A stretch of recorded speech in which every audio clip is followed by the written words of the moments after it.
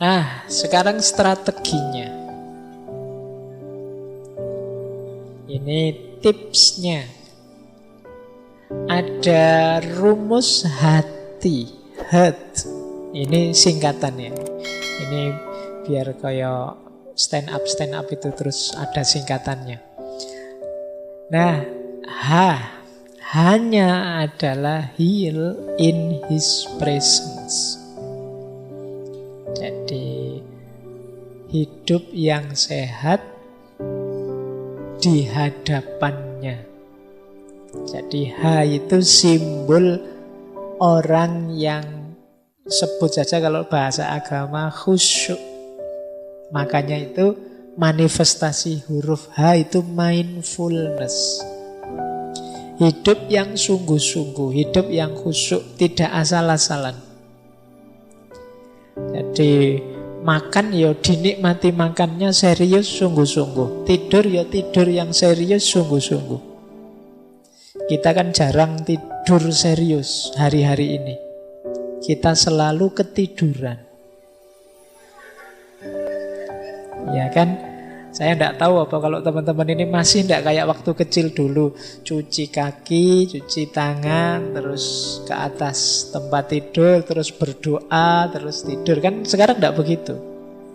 Pokoknya capek ya ke atas tempat tidur, baca HP sampai ketiduran. Jadi kita tidak pernah tidur, yang ada kita ketiduran.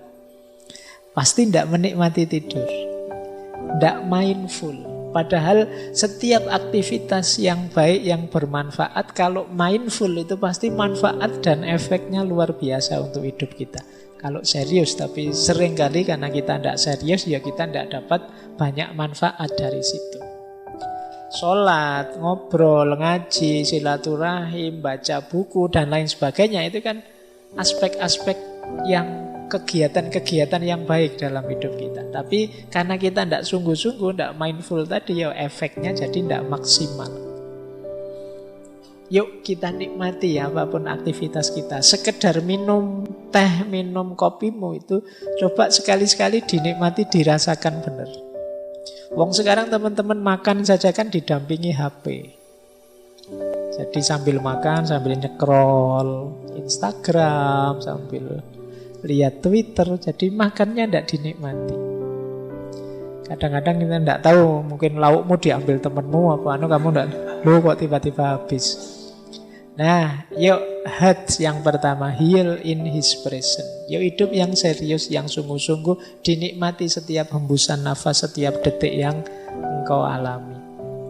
Yang kedua huruf E, I, engage with purpose. Kalau ini yo hidup dengan penuh tujuan, jangan asal-asalan. Saya Pak ingin target ini, jangka pendeknya ini, jangka menengahnya ini, jangka panjangnya ini.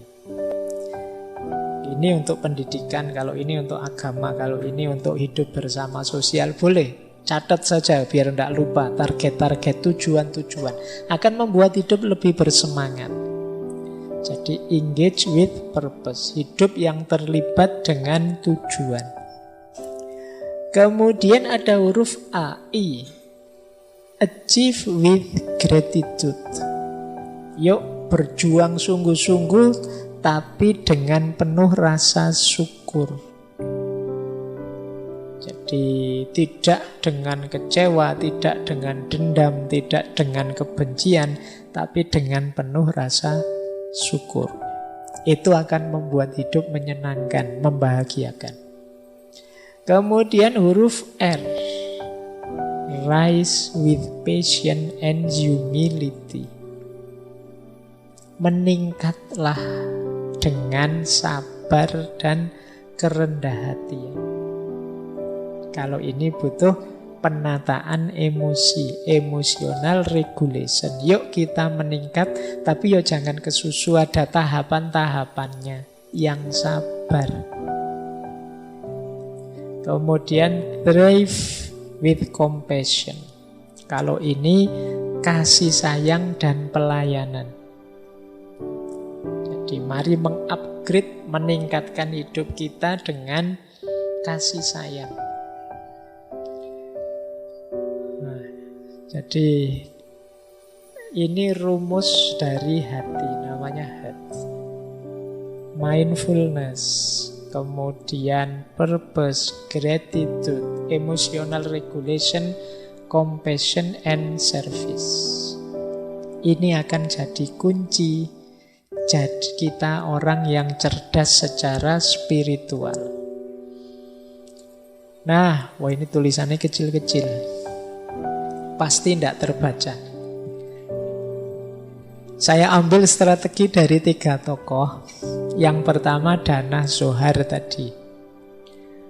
Kata Dana Zohar, SQ yang tinggi menuntut integritas pribadi yang paling kuat. Menuntut kita untuk terbuka terhadap pengalaman, di mana kita mampu untuk melihat kehidupan dan orang lain secara segar, seolah-olah melalui mata seorang anak. Untuk belajar bagaimana memanfaatkan intuisi dan visualisasi kita sebagai jalan yang kuat untuk menggunakan pengetahuan batin kita dalam membuat perbedaan. Saya baca kayak gini, saya yakin teman-teman tidak paham.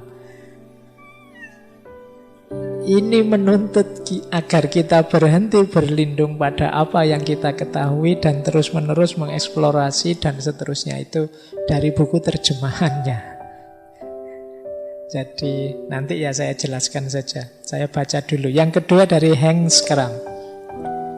Intinya sama, 3 strategi ini. Apa yang menjadi nasihat terbesar sepanjang masa? Kata Schramm, tetaplah seperti anak kecil. Sebenarnya nasihatnya Dana Zohar tadi juga mirip. Menyuruh kita yuk murni lagi seperti anak kecil.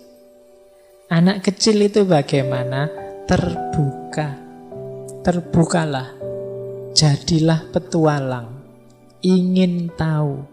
Bersemangatlah untuk belajar. Bersikaplah tulus. Paling tidak untuk dirimu sendiri. Jangan menghakimi. Akui keajaiban hidup dan pengalaman luar biasa yang dibawanya.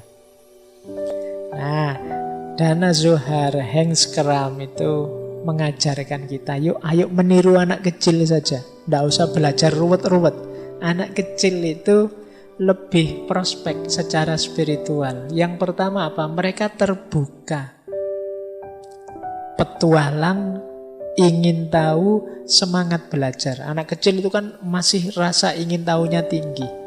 Apa-apa ditanyakan. Sementara kita yang besar itu cenderung merasa sudah tahu. Nah, ayo seperti anak kecil lagi, semangat belajarnya tinggi. Kemudian tulus. Anak kecil itu tidak malu kalau bilang tidak tahu. Bilang suka ini, tidak suka itu. Kalau anak kecil kan tidak malu dia. Aku ingin ini, aku ingin itu. Tidak suka ini, tidak suka itu, tulus. Kita tambah besar, tambah palsu. Kadang-kadang kita seneng tapi bilangnya enggak. Kamu seneng ya? Enggak, kata siapa misalnya. Padahal ya seneng. Kita tambah lama tambah palsu. Kita takut bilang apa adanya. Seneng sih, tapi apa ya dia mau padaku. Kan lebih positif untuk dirimu. Bersikaplah tulus. Jangan menghakimi. Kita tambah besar, tambah banyak ilmu, rasanya lebih suka menghakimi. Oh ini anak soleh. Kalau ini setengah soleh. Oh kalau itu solehnya tinggal 1/4. Ini. Kita itu senengannya menghakimi, memberi label-label. Nah, kalau anak kecil kan tidak begitu. Anak kecil apa saja dinikmati. Dan mengakui segala momen, menikmati segala pengalaman yang luar biasa yang dia alami. Kalau mengalami apa kan heboh anak kecil itu. Wow seneng. Kalau kita kan kadang agak jaim. Padune seneng tapi gengsi nanti masuk dianggap nggak ngerti kan, malu kan. Tapi enggak, kalau anak kecil itu seneng-seneng aja. Enggak seneng ya enggak seneng saja. Nah, kita sekarang banyak terdistorsi, kehilangan ketulusan kita, kehilangan semangat belajar kita. Nah, terakhir ada dari Peter Shepard. Ini juga strategi. Dia mengkritik kita. Kelangsungan hidup itu cirinya hewan. Motivasinya ketakutan. Sekedar survive, kelangsungan hidup itu kan survive, itu tidak cocok untuk makhluk spiritual. Kalau makhluk spiritual seperti kita, itu keingintahuan, kasih sayang, dan kreativitas. Itu kuncinya. Motivasinya cinta.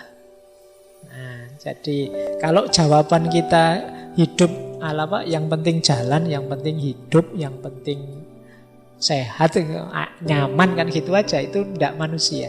Kalau sekedar nyaman, ya binatang juga nyari nyaman, nyari enak, dan nyari hidup. Kalau manusia tidak di situ. Kalau sekedar itu, ya level kita turun.